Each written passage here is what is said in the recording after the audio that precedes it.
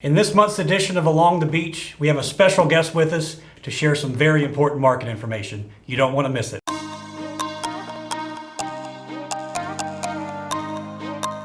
It's Bill Ullery and our special guest today, Price Rayner. And Price is one of our owners. And when it comes to the market and how it relates to our economy and in our community, there's not many people I trust more than Price. So Price, I appreciate you spending a few minutes. Oh, glad to be here with you, Bill. Thank you for the invite. Yeah, you're welcome. Well, as we talk about our market today and kind of how we're dealing with the pandemic and all the uncertainty that comes along with it, I do want to get into that, but I want to kind of start with kind of where we've been. So take us back to the beginning of the year, January, February, where we saw some record numbers, right, even kind of into March. So give us a little snapshot of kind of where we were as we kicked off 2020. Sure, no, Bill. I mean, you're absolutely right. Kicking off 2020, January, February were record months.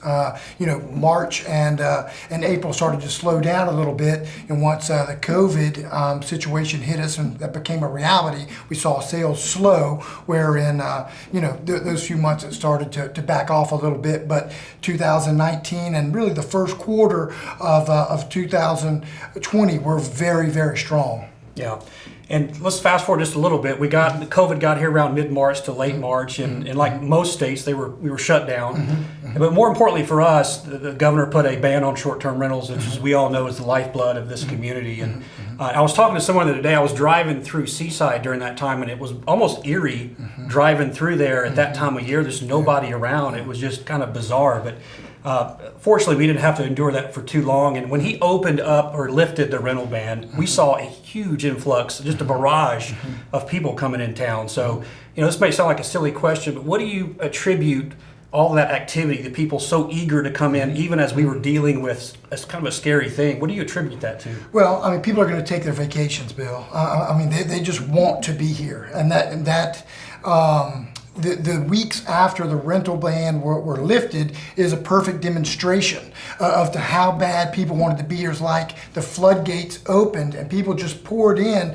And I heard so many people in the rental business and in the restaurant business attribute really all summer that they said each week was like the 4th of July. And we were just filled to capacity, and we just had that pent-up demand when people couldn't get here and they were locked up in their homes. So they're all the more eager to get to the place they loved. That was, our neck of the woods. Right. I was talking to someone the other day. It was a second homeowner here, and he attributed it to Walt Disney World opening up for the first time in a few years. It was crazy the amount of activity that we saw. But let's look real quick, kind of where we are today. As we sit here, September 29th, 2020. It kind of asked you to put on your buyer's hat for a minute. And how are you approaching this market? We're seeing record low inventories and increased prices, but we're also seeing interest rates we haven't seen in 50 years. So if you're coming down here to look, how are you approaching this market? Well, as you said, we have a really, really low inventory. So for a buyer, you just have to spend the time, take the time,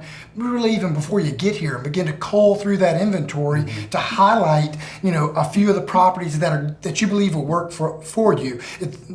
The days are gone where you can come and really look at 20 or 30 properties and try to cull through those while you're here for a week. Things are selling, properties that work well for people are selling so rapidly. You really have to be ready to go as soon as you get here. Go look at a handful of properties and be ready to make a decision and act on that straight away. That's what it takes these days to lock down your property. Yeah, that's true. And I think a point's worth making is people are kind of making a big deal that prices are high, but a lot of that's being mitigated and offset by the low interest rates, and people are seeing that as an opportunity to take advantage of that, number one. But maybe it doesn't hit them so hard that they're seeing an increase in home prices. I agree with that. That the historically low interest rates do temper the impact on your pocketbook. No doubt about it. Well, let's ask the $100,000 question here. Kind of where do we go from here? What do things look like from now until the end of the year, and maybe a little bit into 2021? Well, that's a great question. And to kind of just back up one step from there, when we look at today where we are in terms of home sales, along 38, south of 98, all of that, we've sold 1,150 some odd homes so far this year, where last year, 19, we sold 1,074 for the calendar year. So back somewhere a week or two ago, ago, we tied and then exceeded the amount of homes sold for all of 19. So, with that said, we're on a historic run, and I believe we're going to continue to see that. Where, with the amount of demand we have right now, the homes I'm seeing go under contract on a daily basis. As we move towards the end of the year, it may not be at the pace we experienced the first 6 months or the last 6 months, but it's going to be strong going forward. And then I see the same thing into the first quarter of 2020. I don't see anything that's going to stop the demand we have that's really being pushed by, as you've talked about a little earlier, those historically low interest rates. It's just going to keep demand moving forward. And what do you think about these inventory levels that we're dealing with? Do we see, normally this is the time of year that we do see a kind of a kick up in houses hit the market. How do forecast that for us as far as the inventory goes? Well, we're seeing that. We're seeing inventory beginning to trick up, the number of new homes coming to the market as compared to the number of pending homes leaving the market. New homes are starting to trend up. So that may present the opportunity for a buyer where they come and with this new inventory coming out, there may be some things where there is some motivation through seller that wants to get something sold by the end of the year. So if I were thinking of buying